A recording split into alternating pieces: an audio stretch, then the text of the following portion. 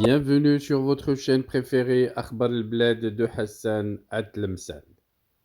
Grande panique à Alger.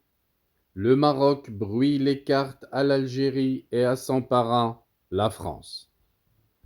Avant de parler de ce sujet, et comme d'habitude sur Akhbar al-Bled de Hassan Atlemsan, grande solidarité avec le peuple kabyle, justement qui souffre de l'injustice qui vient de ces caporaux à Alger. En cette journée du jeudi, jour de grève à l'Arba Naïtirtan, nous réitérons sur Akhbar al-Bled de Hassan Atlemsan le soutien et la solidarité à tout le peuple kabyle et à toutes les victimes condamnées à mort, justement à cause des événements de l'Arba Naïtirtan. Le soutien d'Akhbar al-Bled restera sans faille jusqu'à ce que justice leur soit rendue. Revenons à notre sujet avec la grande panique qui sévit à Alger suite aux accords signés entre le Maroc et les Émirats arabes unis. La visite fructueuse que vient d'effectuer le roi Mohammed VI aux Émirats arabes unis a été scrutée avec intérêt particulier à Alger. Plus que nulle part ailleurs, quasiment tous les médias locaux ont été mobilisés pour la dénigrer. Cette nouvelle ruée de la muette médiatique sur les affaires du Maroc est révélatrice d'une seule chose, que cette visite royale, réussie dans son fond comme dans sa forme, a soulevé un vent de panique sans précédent au sein de la junte militaire dictateur algérienne. Quand la horde des médias algériens se met à quatre pattes pour aborder simultanément le même sujet ayant trait au Maroc, avec quasiment les mêmes insanités, sous forme d'articles de presse, il faut y déceler immédiatement un ordre de la junte militaire au pouvoir et ses relais gouvernementaux en vue de nuire en vain au royaume du Maroc. Le faste de l'accueil à la hauteur de son illustre hôte que le président émirat Mohammed Ben Zayed Al Nahyan a réservé au roi du Maroc a réveillé une jalousie noire chez le régime algérien qui n'a rien trouvé d'autre que se déchaîner dans une nouvelle folie anti-marocaine en vue de minimiser le succès éclatant de cet accueil grandiose et de ses résultats fructueux. Toutes les visites effectuées par Abdelmjid Tebboune à l'étranger, mises bout à bout, sont une goutte d'eau face à cet océan d'égards avec lesquels le roi Mohammed VI a été accueilli à Abu Dhabi. Qu'il soit public ou privé, francophone ou arabophone, écrit ou électronique, tous les médias algériens ont déversé leur haine sur le contenu de la douzaine d'accords bilatéraux de grande envergure couvrant de nombreux domaines sociaux, économiques et financiers signés le lundi dernier à Abu Dhabi sous la supervision du roi Mohammed VI et du président Mohammed Ben Zayed. Chaque média s'est vu confier la mission de s'attaquer à des points précis de ces accords: gazoduc Maroc-Nigeria, investissement au Sahara Atlantique, port, train de grande vitesse et prétendu ciblage de l'Algérie par deux pays ayant normalisé leurs relations avec Israël. Non content que ces accords couvrent le financement du futur méga-projet du gazoduc Maroc-Nigeria, le média algérien Aouras se plaint que le roi du Maroc a signé un accord avec les Émirats arabes unis en vue d'écarter l'Algérie d'un projet économique majeur, un projet que l'Algérie tente par tous les moyens d'accaparer, non pas parce qu'elle a besoin de gaz, mais juste pour priver le Maroc d'énergie, comme elle l'a déjà fait en fermant le gazoduc Maghreb-Europe en novembre 2021. L'Algérie avance ainsi qu'elle va réaliser le gazoduc Nigeria-Algérie en seulement 4 années,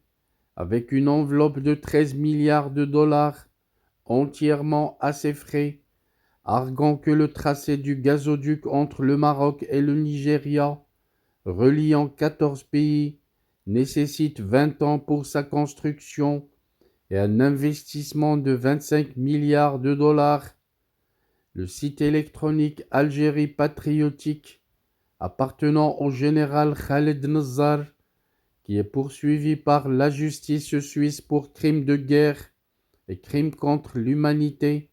s'offusque, quant à lui, de ce qu'il a appelé la complicité entre Rabat et Abu Dhabi, se plaignant ainsi que dans le cadre de sa reconnaissance de la marocanité du Sahara, la partie émiratie a fait la part belle à d'importants investissements infrastructurels à Dakhla. Ce média estime que ces investissements constituent un complot émirati visant l'Algérie, donnant pour preuve les articles de presse parus précédemment dans le journal Al-Khabar et faisant état d'un ciblage de l'Algérie par les Émirats arabes unis,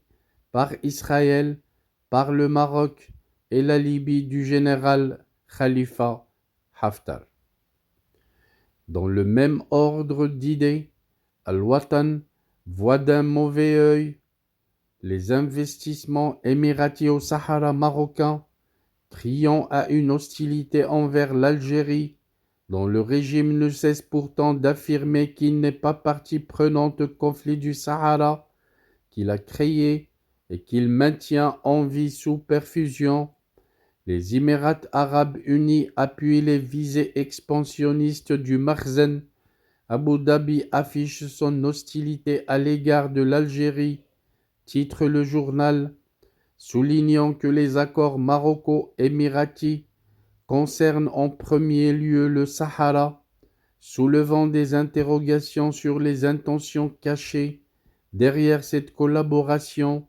et de conclure qu'il semblerait que l'axe Rabat-Abu Dhabi-Tel Aviv se précise dans la mesure où ces deux pays ont conclu des accords leur permettant de normaliser leurs relations avec Israël, un axe qui est clairement hostile envers l'Algérie, disent-ils. Le site La Patrie News verse dans le même raisonnement en écrivant que les accords maroco-émiratis ont été signés sur le dos des Palestiniens. Rien que ça, dans cet acharnement médiatique contre les accords maroco-émiratis, Al-Khabar a voulu frapper fort en ornant sa une de ce titre qui en dit très long sur la frustration et la panique suscitée par les accords historiques entre Rabat et Abu Dhabi. Amir el-Mu'minin vend son pays et sa population à l'entité sioniste.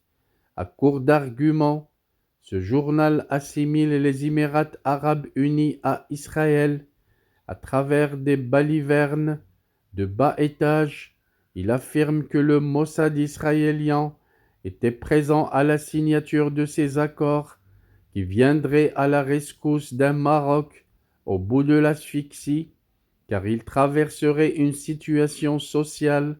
politique et économique dangereuse et serait même en état d'urgence. Dans les faits, les cris de rage des médias algériens traduisent la panique qui s'est emparée du régime dictateur à Alger, avec les accords historiques entre le souverain et le président des Émirats. Le Maroc a trouvé sous une forme créative et inédite les ressources pour financer les grands chantiers, les chantiers structurants qui vont changer la face du pays et creuser l'écart avec le voisin oriental, 10 pays pétroliers et gaziers, et souffrant paradoxalement d'un sous-développement qui n'épargne aucun domaine. le train marocain poursuit son itinéraire vers le progrès et sa vitesse est irrattrapable pour l'Algérie. Avec ces accords, le Maroc vient de mettre du vrai kérosène à son train de développement et l'Algérie, se voyant privée de tout développement, car les militaires, les généraux ont volé tout l'argent du peuple pour le transmettre à leur progéniture en Europe et en Amérique.